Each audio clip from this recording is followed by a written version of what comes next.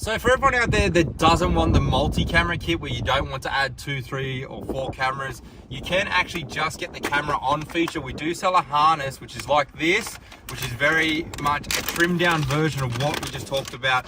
What it will do is actually just turn on the factory reverse camera like this. It's a single button switch with a single green plug, and it just plugs in behind the radio. A little bit cheaper than the multi-camera kit for those that just want to see behind them while driving. And just to show you how it works, guys, you're going to push camera 1. That will turn on the factory reverse camera. If you don't already have a reverse camera, we do sell a reverse camera kit that is plug and play for this model Hilux as well. You can get it.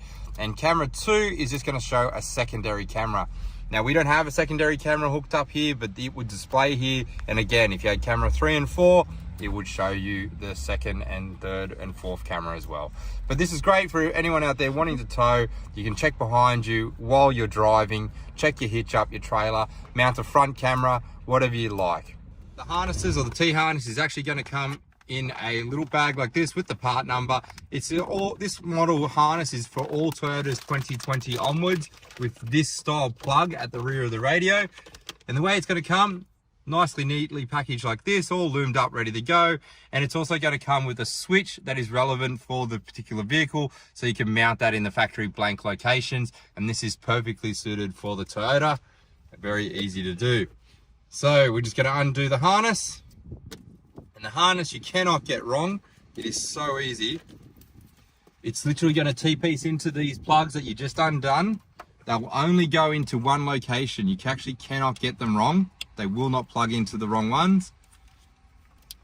2 plugs in, and then we're going to take the other side of the plugs, put them back into the back of the radio.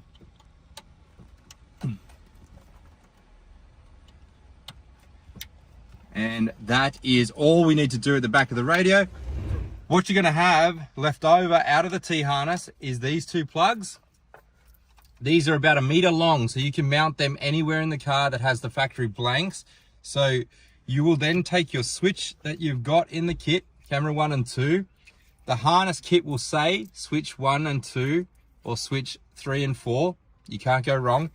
You're going to plug them in. Again, they'll only go in one way, and that will plug in. So you want to mount that in the factory locations. I'll show you how to pull the blanks out in just a moment.